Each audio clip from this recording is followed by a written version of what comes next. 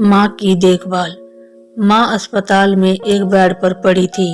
अस्पताल के बरामदे में उसके 2 बेटे और एक बेटी चिंता में टहल रहे थे। भाई बहन को अपनी माँ के लिए सेहत की चिंता तो थी, लेकिन उससे भी ज्यादा चिंता इस बात की थी कि अब माँ को अपने साथ कौन रखेगा। जब तक माँ स्वस्थ थी, वह इन तीनों से अलग अपने पुराने घर में रहती थी, लेकिन अब ऐसा करना खतरे से खाली नहीं होता और ऐसा करने से समाज में तीनों बेटे बेटियों का नाम भी खराब होता। लोग कहते कि देखो कैसी औलाद है, बीमार माँ को अकेला रहने के लिए छोड़ दिया। 1 घंटे से बिना कोई बातचीत किए वह तीनों अपने अपने विचारों में खोए हुए थे।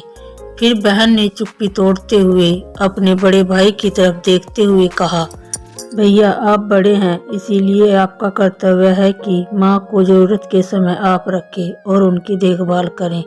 छोटी बहन की बात सुनकर बड़े भाई ने पहले अपनी पत्नी की ओर देखा और बोला, मैं इस बात से बिल्कुल इनकार नहीं करता कि बड़े होने के नाते मेरा माँ की देखभाल करने का कर्तव्य है, लेकिन तुम तो जानती ही हो कि मैं और तुम्हारी भाभी दोनों जॉब करते हैं। ऐसी हालत में माँ के साथ किसी न किसी का हर वक्त उनकी देखभाल करने के लिए उनके साथ रहना पड़ेगा, जो हमारे लिए बहुत मुश्किल हो जाएगा।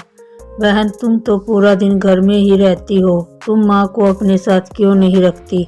पैसों की चिंता मत करना, जो भी खर्चा होगा मैं दे दूंगा।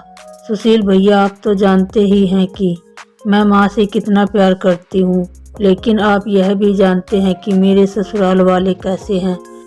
मैं यह बर्दाश्त नहीं कर पाऊंगी कि कोई मेरी माँ को और मेरे भाइयों को भला बुरा कहे।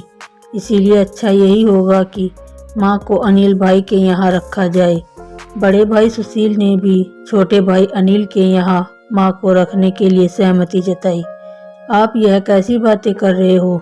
क्या आपने नहीं देखा है कि माँ कभी मेरे घर 2 दिन से ज्यादा नहीं रही है?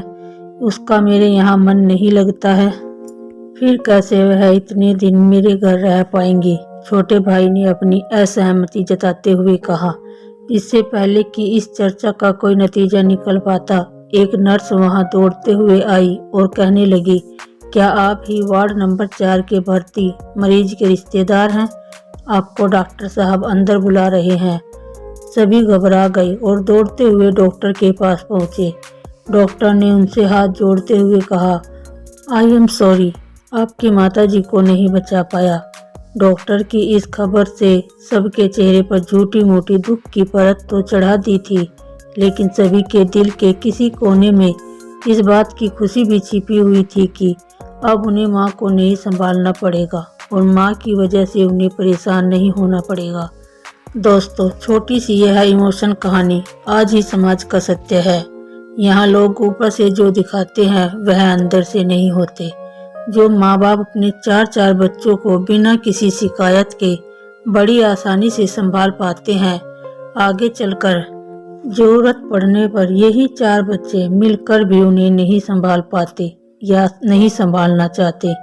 बच्चों को यह बात नहीं भूलनी चाहिए, जैसा वह बोएंगे वैसा ही तो काटेंगे। अगर आज वह अपने माँ बाप के साथ बुरा बर्ताव करते हैं तो उन्हें यह याद रखना चाहिए कि उनके बच्चे भी बड़े होंगे और वह भी बूढ़े होंगे। जो उन्होंने अपने माँ बाप के साथ किया, उनके बच्चे भी उनके साथ वही करेंगे। दोस्तों, अपने दिल से छल कपट निकाल दीजिए और सच्चे मन से अपने माता पिता की, अपने बुजुर्गों की सेवा कीजिए। उम्मीद करती हूँ कि ये छोटी सी कहानी पसंद आई होगी। अगर पसंद आई है तो वीडियो को लाइक शेयर जरूर करें और अगर चैनल पर नए हैं तो प्लीज़ चैनल को सब्सक्राइब करें। धन्यवाद।